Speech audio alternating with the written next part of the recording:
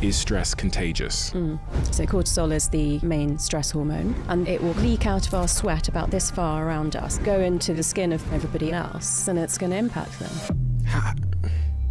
And as a survival mechanism, it will help you to store fat around your abdomen.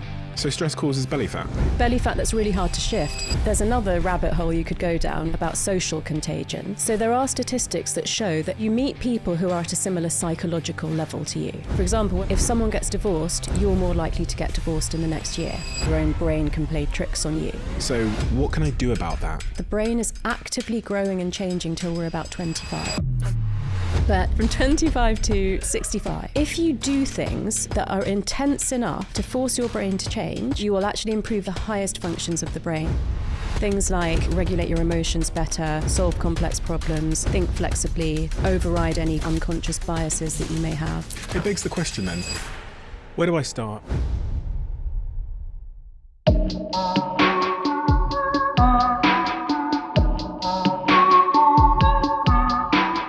Dr. Tara Swart, what are the sort of existing ideas that your work and what you speak about is confronting? The unhelpful existing preconceptions about the brain, human potential that your work is confronting head on?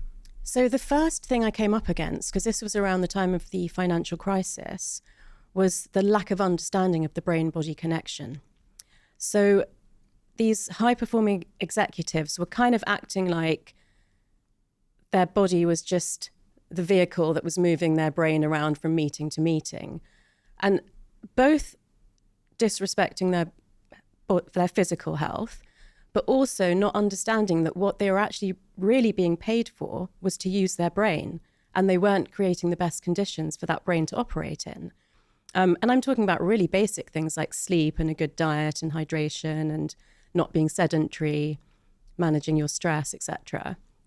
So, this tiny organ, if it's not in an environment that is giving it the best chance of doing its job, it's not going to, and a crack's going to appear somewhere. And the first time I really kind of had a big confrontation with a bank was when people were dropping dead on the trading floor of heart attacks.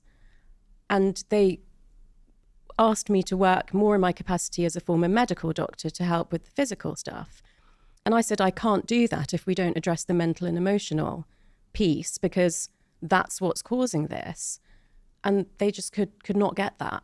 What did you want to do with those people in a specific and practical sense? What if you could have, been in charge of preventing them from dropping dead on the trading floor, where would you have started? The understanding that stress, so everything that you're experiencing mentally and emotionally that's challenging, and things like a lot of travel, which is challenging for your body, that raises levels of the hormone cortisol, which comes from your adrenal glands. And that cortisol courses around your blood through your entire body and brain. And the brain has receptors for understanding what's going on in terms of threat to your survival.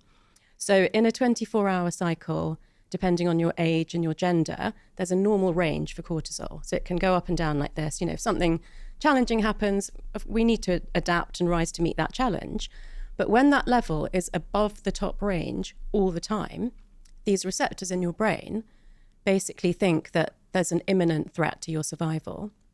So there's this whole cascade of hormones, and basically cortisol causes inflammation in the body.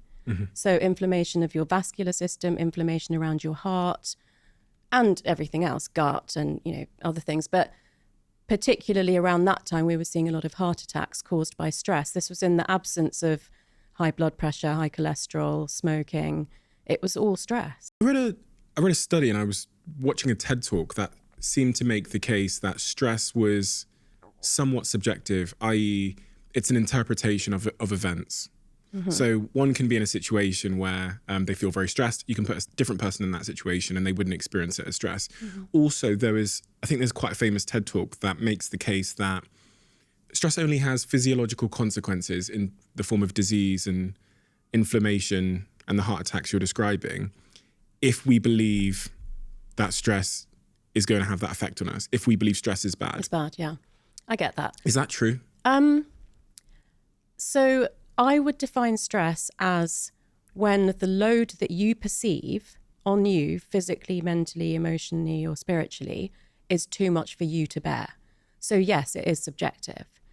When I moved into business and leadership, people would use the terms good stress and bad stress. And I found that really difficult, having been a psychiatrist and seeing people actually break down, to think that there's any such thing as good stress.